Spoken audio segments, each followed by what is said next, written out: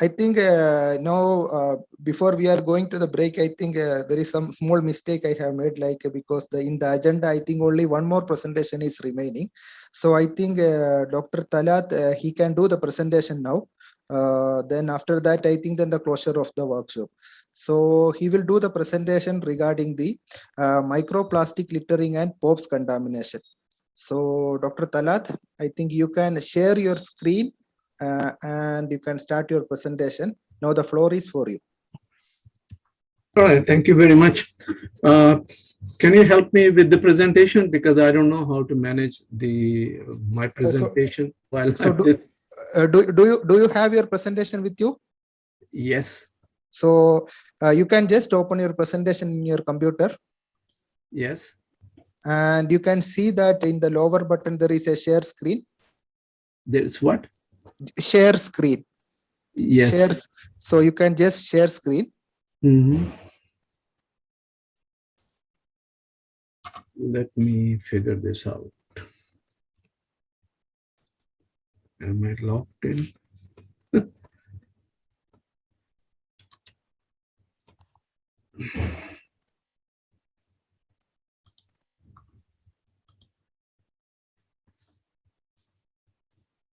If you have difficult, then I can handle from here, and you need to just inform me. Yeah, I think it'll be a lot easier if you. So okay, so I will do one thing. I will share your presentation from my side, and you can just inform me to make to next slide. Okay.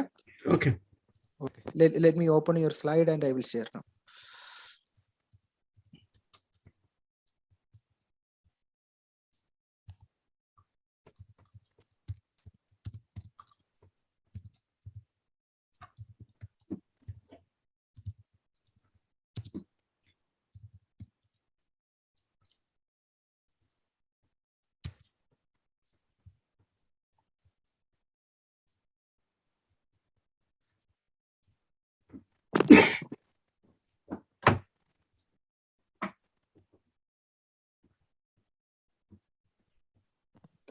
All right, are we ready to go?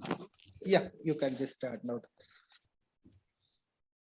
All right, guys, I don't know who is here and how many of you are there, but the title of my talk is about microplastics and the POPs. This is a bad combination, and I think this is what is coming up, and is upcoming issue in environmental sciences. POPs has been there since long time. Now we have recently become aware of the plastic in the environment. Now the plastic, as we all know, has been with us since I was born or soon after that. And with the passage of time, this has become more and more prevalent. And now the situation is, it is everywhere. It is everywhere. We sleep on it, we wear it, we use it, we eat on it.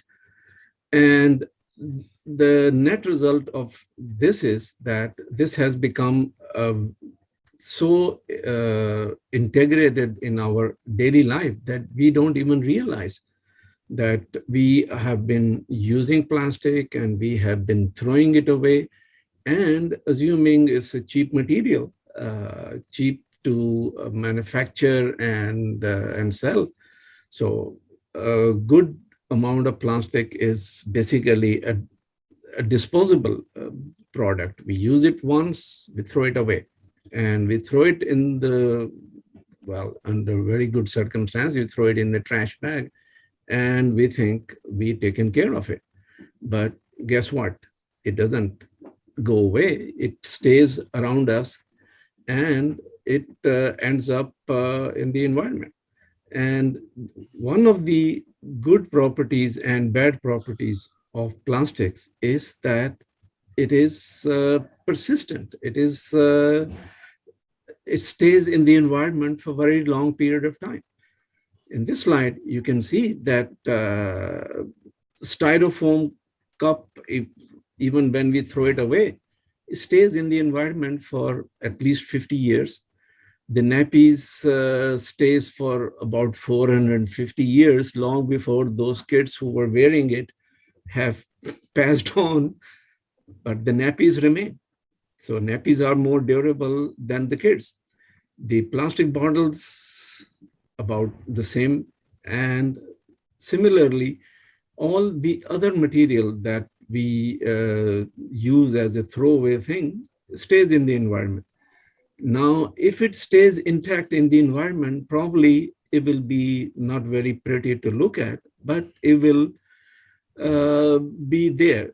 The additional problem with the plastic is that they slowly degrade, which means that they start breaking up and then becoming brittle, and with the little bit of mechanical forces applied on it by us or by nature, it starts breaking into smaller pieces. And the smaller the pieces get, the more dangerous it gets in the environment, the more repercussions it has in the environment.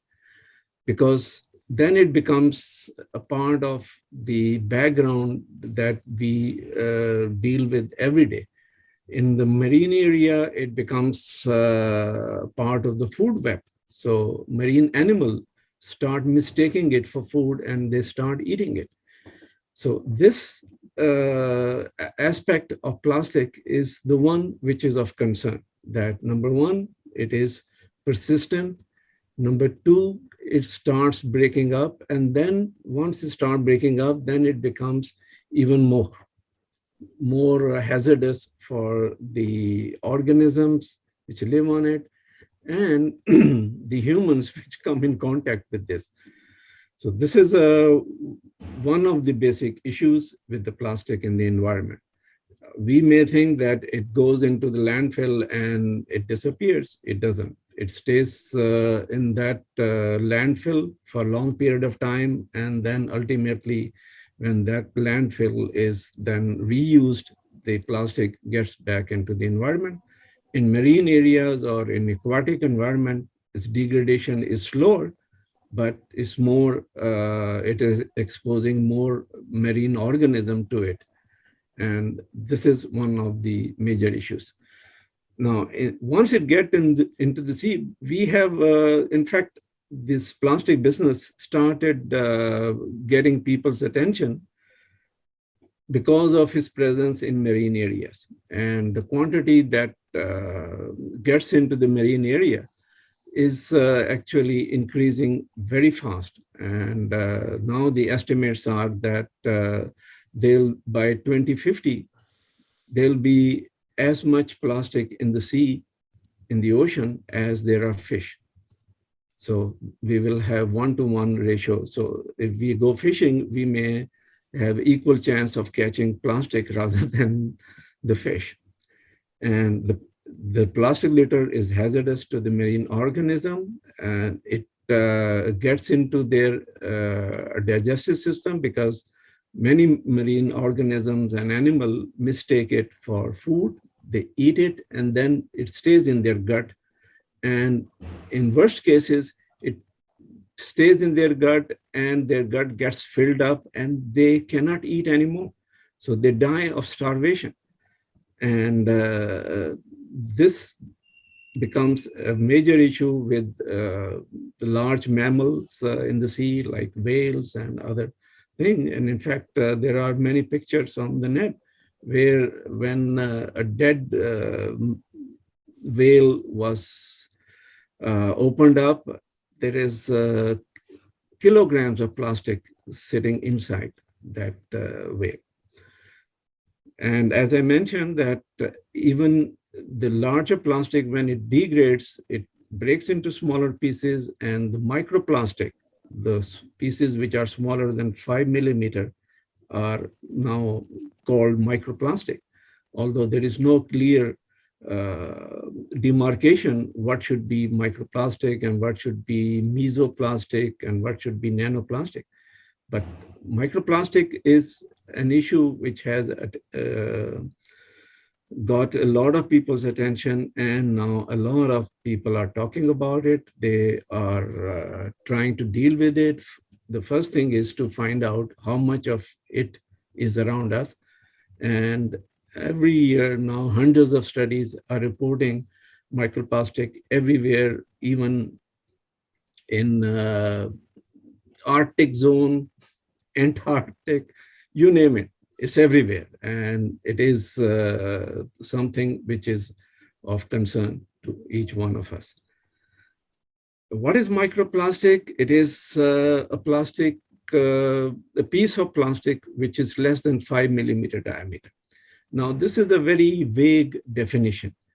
If you look at a fiber, it may have a very, very small diameter, but it's pretty long.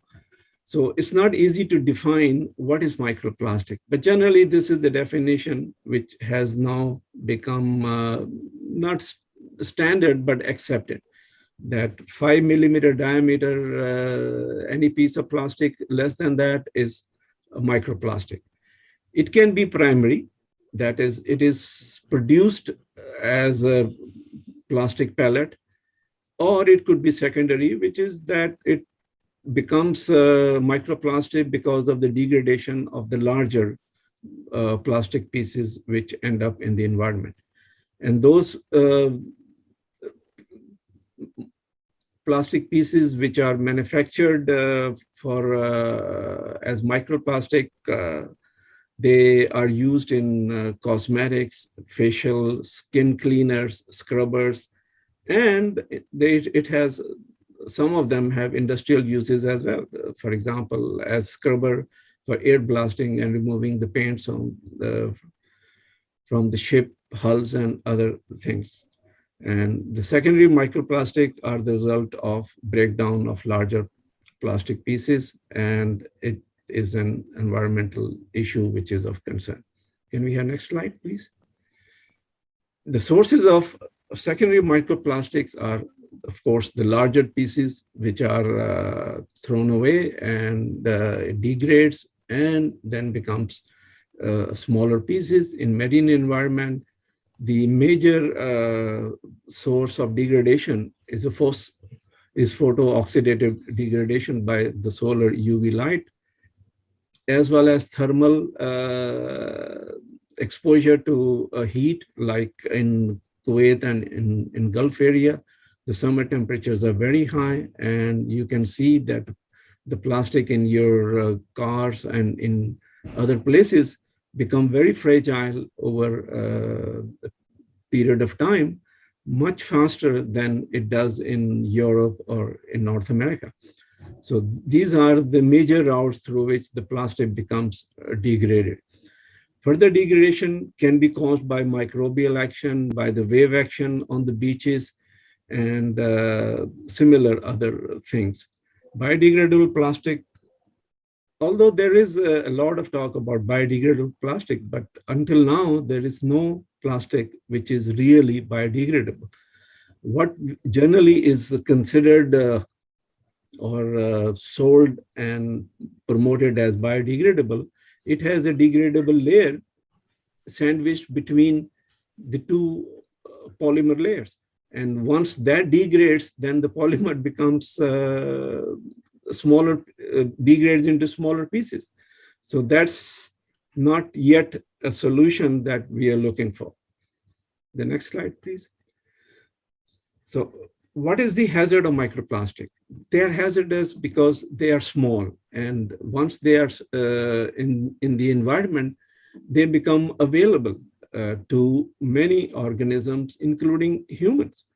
And because most of the plastics are hydrophobic, which means that they are unlike water, which is a polar molecule, most of the plastics are non-polar, which is they are hydrophobic. And because of their hydrophobic nature, they tend to attract and accumulate hydrophobic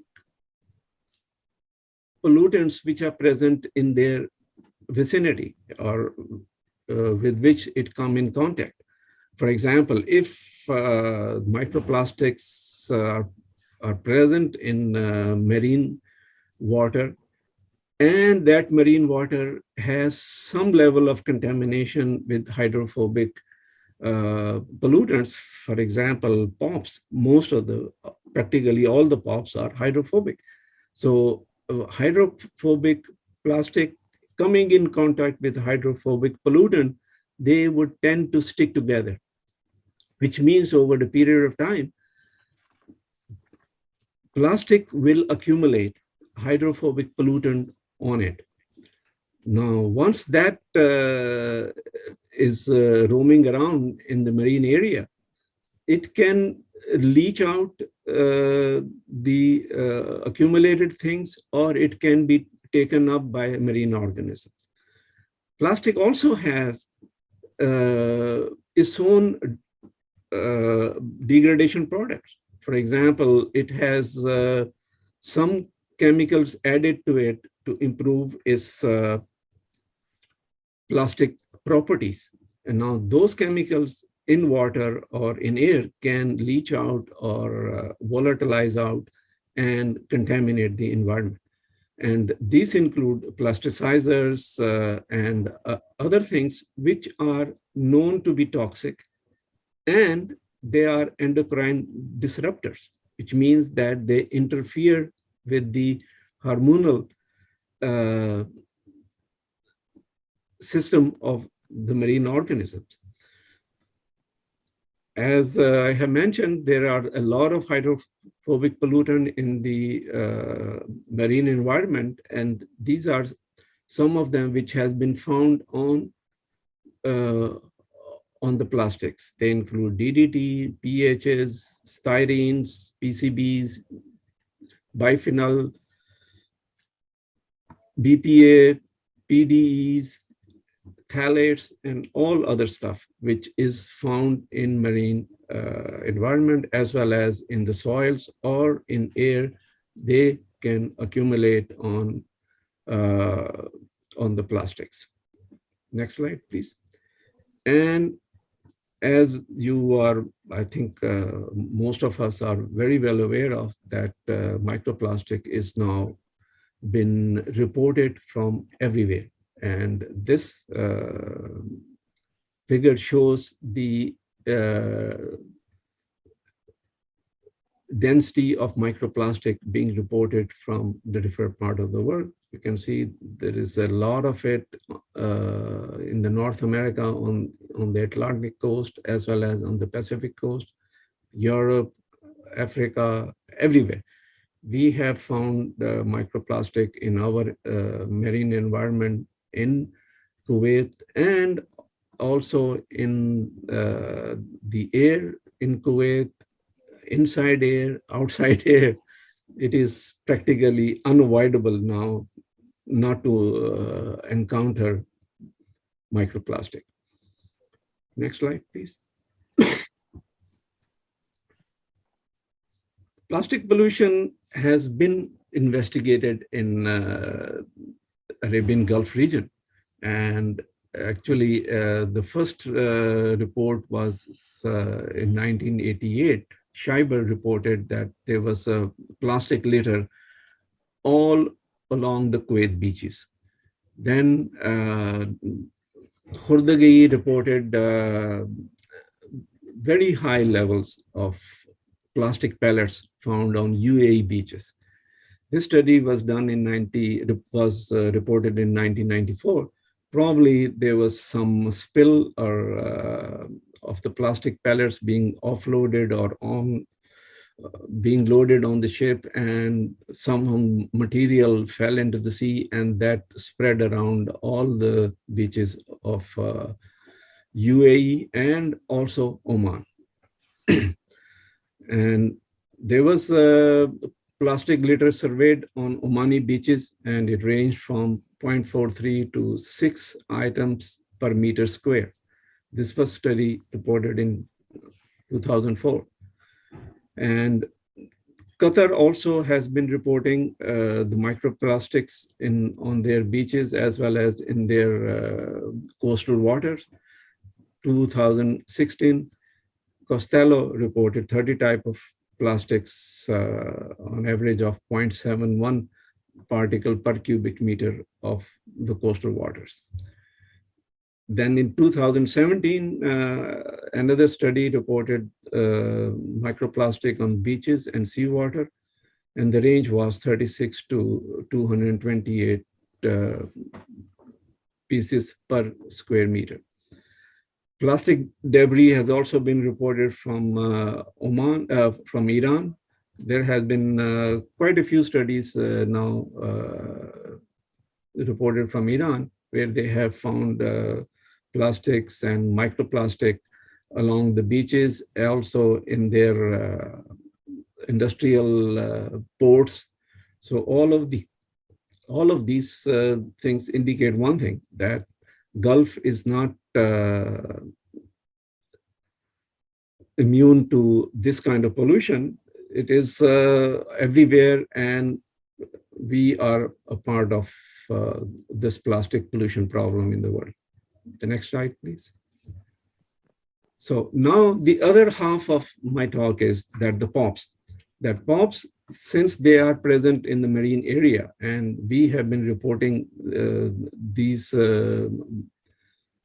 POPs to be present in our marine areas, so this becomes a part of the problem. Now, overall levels are generally quite low in the area as a whole. However, there are hotspots, that there are areas where, because of industrial activities or discharges, industrial discharges, as well as sewage discharges, where these things accumulate over a long period of time. So the levels in those areas become significantly higher than the rest of the areas. For example, in Shuaibah industrial area, which is in south of Kuwait, where there are a lot of manufacturing as well as oil refining and water treatment and all kind of high intensity industrial activity going on. So there the levels are significantly higher than other places. The PBDE was reported by Dr. Bondi to be between 80 to 3,800 picogram per gram, and PCDDs range from 0.4 to 284 picogram per gram. So these are significant levels, and we have seen them in the areas where the industrial activity is high. The next slide, please. We have also recorded PCB levels in our coastal areas. In Sulaibahat Bay, concentration ranged from about in the range of 2 nanogram per gram dry weight, and Dr. Bondi reported this in 2012, and it spiked in samples collected near the Gulf was 1991 Gulf War, and since then it has decreased. So during the war time, there was some release of PCBs from the war zone, which was at that time Kuwait, and because of the war activities, a lot of things got destroyed, and a lot of PCBs were released in Kuwait, which ultimately ended up in the marine areas. But since then, the levels have started coming down, and now it is the background level, which is around 2 nanogram per gram in our coastal areas. PBDE levels also were reported, and they are in the range of 0.1 to 4 nanogram in the sediment from Shuaibah industrial area. And PCDD levels in Shuaibah industrial area are 0.4 to 313 picogram per gram. So these levels indicate that we have the potential of having these two things together, and they are becoming an issue. And as I mentioned, that practically all the POPs are hydrophobic, which means they rather stay on to something which is non-polar. So once they are introduced into the marine areas, I'm talking about marine areas, they tend to stick to the sediment, and they settle down in the sediment. And because of their nature and because of the polar nature of water, they tend to associate to the non-polar surfaces and particles. And as we know that most of the plastics and microplastics included are non-polar and they are hydrophobic. So basically, if we have two hydrophobic things coming in contact, they would tend to stick to each other. So the POPs tend to accumulate on plastic particles in aqueous environment. This is a very important finding, that the plastics are not just a problem because they are so many of these things floating around in the sea. It is also because they are accumulating hazardous material on it and becoming more hazardous than the plastic itself. So in some ways, microplastics in the marine area act as a passive sampler, which means that if the idea of passive sampling is to leave a sampling device in a place for a long period of time, and over a period of time, it accumulates the pollutants. So microplastics in the marine area are like you have been sampling for a long period of time. So the interaction of PCBs, the POPs and microplastic has been recorded in literature. And the first study, which was done in 1972, it reported that PCBs and DDT were found on plastic pellets, which were collected from the sea. And then there are other studies which clearly demonstrate that the plastic pellets or the plastic floating in the sea has a much higher concentration of POPs than the sediment or the water. 2001 study by Mato clearly established that. Another study by Rios also concluded that plastic debris acts like a trap for POPs in marine areas. So pollutant can increase many folds. In fact, they reported it can increase millionfold on the plastic than in the water. So in response, a group in Japan, along with other international researchers, they formed a team, and they start looking for pellets on the beaches and start analyzing for POPs. So they called it International Pellet Watch. And this was the result of the emphasis that they felt should be there for making sure that these plastic material are known to be hazardous and they accumulate POPs on their surface. So from plastic which has accumulated POPs, it has been demonstrated that once it is taken up by the organism, it transfers the pollutants from plastic to organism. So this is the link which is a very important link, that just being present on the plastic itself is not enough. In fact, it goes further. So once this plastic, microplastic or slightly bigger pieces of plastic are ingested by the organism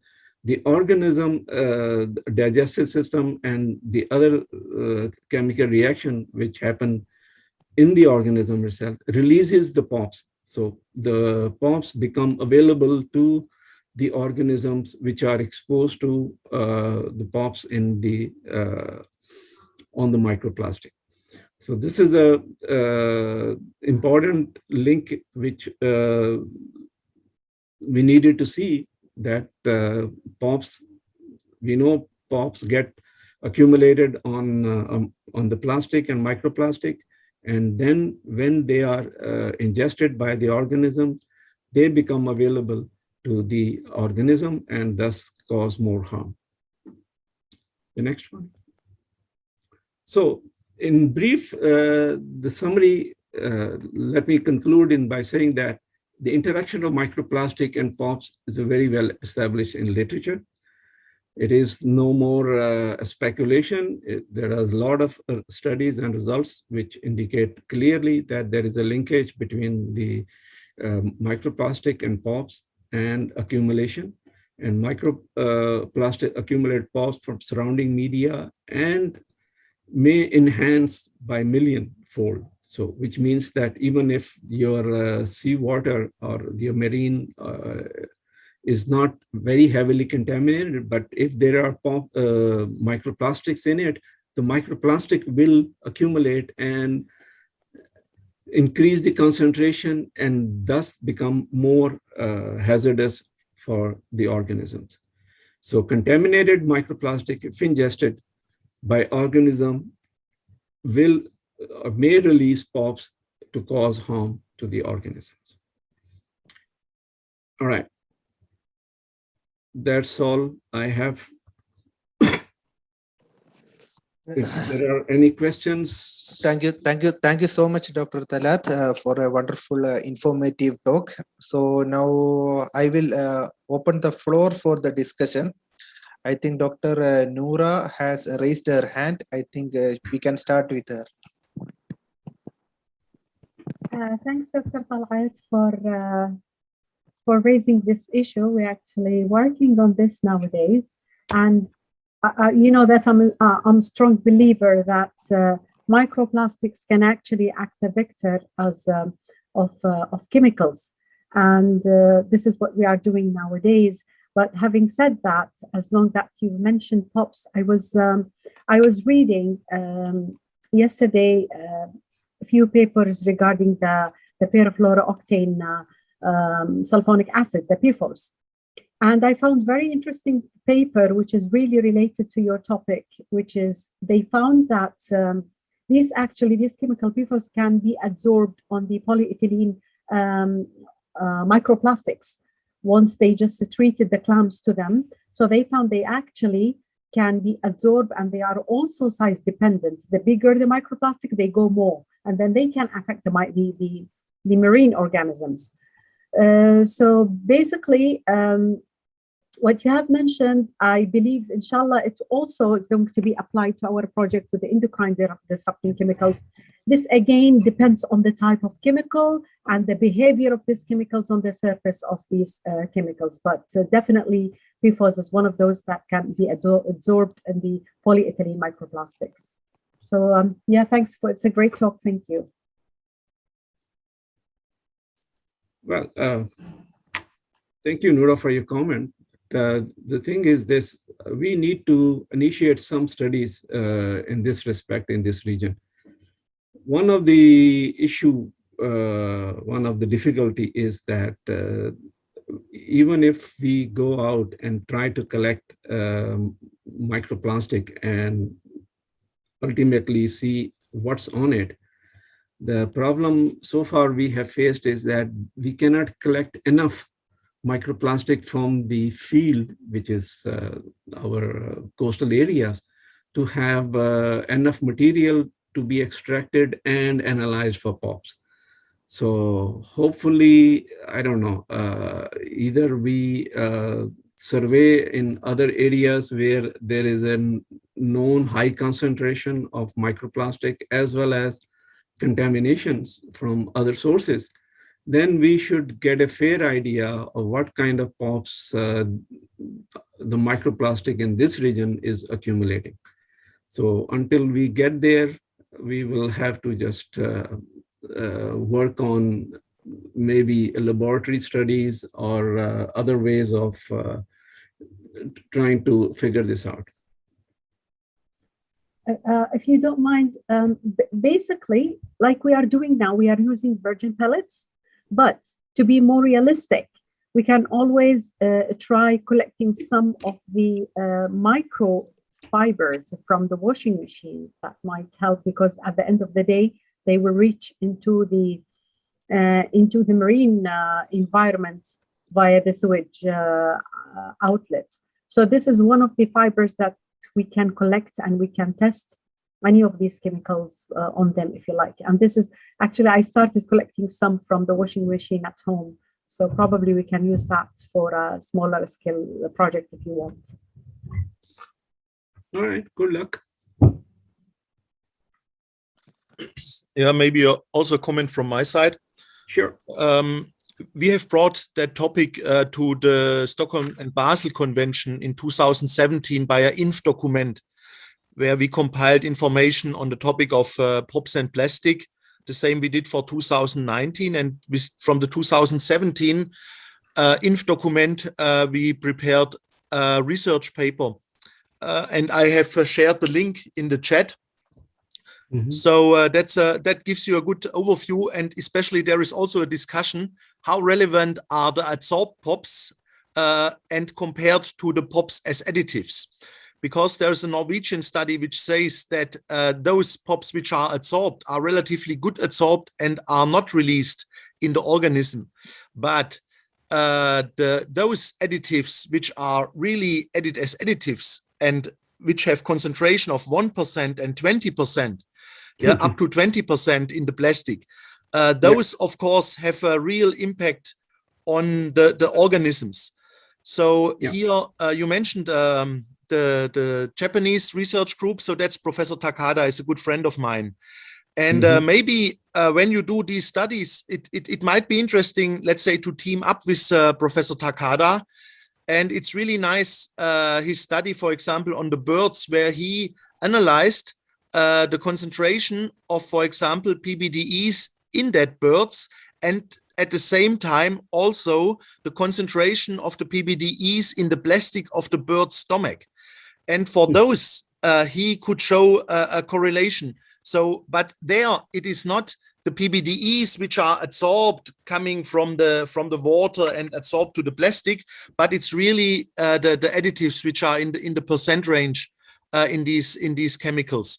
So I think here I would recommend a good cooperation with the different groups, especially with let's say experienced groups which have a very, very good analytical capacity.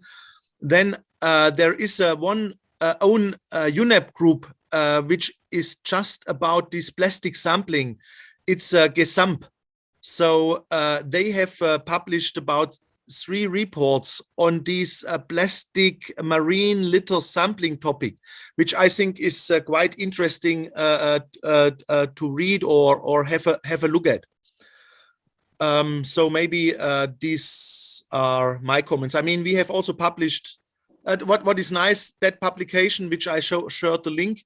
This has now downloaded 37,000 times as a paper, which is quite good.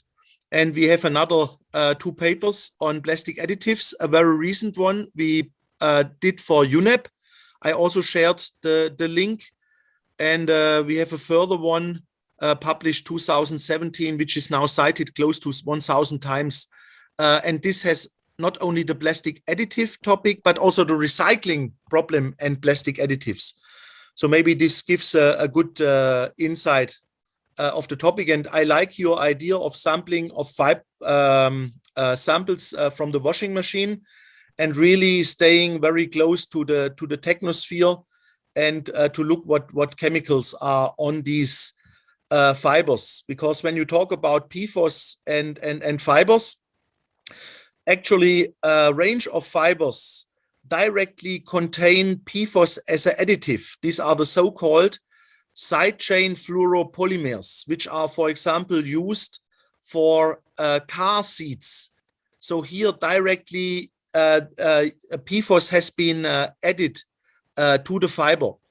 Yeah, so that's also a very good link to PFAS. Yeah, thank you. All right. Well, you see, I basically thank you very much for all these things. My first impression is that we need to understand and interact within our region. There is very little interaction or collaboration within the region.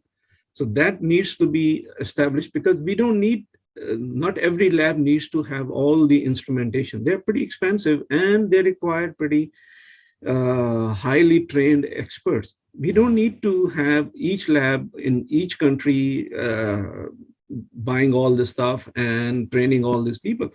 We could have collaborative research in this region. And now there is enough people interested in this subject that they could collaborate and then bring all these things together in one place, and with minimal cost, observe and record what's going on in this region. So that's number one. Number two is, it's a good suggestion that we could become part of the international effort where people are doing work on a much larger scale, and learn from them and be, contribute towards them and become a part of larger community.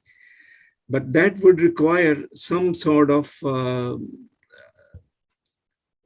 understanding and also coordination from maybe regional centers which deal with POPs and other things, because now POPs is not just should not be just limited to few chemicals. It should broaden its horizon to include many other things which are associated and which become a part of the problem, But thank you very much for your comments. Yes, and I agree with you absolutely. Let's say to cooperate in the region and combine forces. That's a very good approach and exchange. And I also think that let's say this gives the best results. Maybe a last comment from my side. There is the film Story of Plastic, and it's normally a commercial film, but because today is the Emmy Awards, and this film, The Story of Plastic, is today nominated and might get an Emmy. So therefore, at the moment, you can watch it for free. And I just share the link, the film Story of Plastic. At least for today, it is for free online. I don't know if afterwards they will still keep it here on YouTube. So I also shared that link. All right. Yeah. Thank you, Dr. Roland.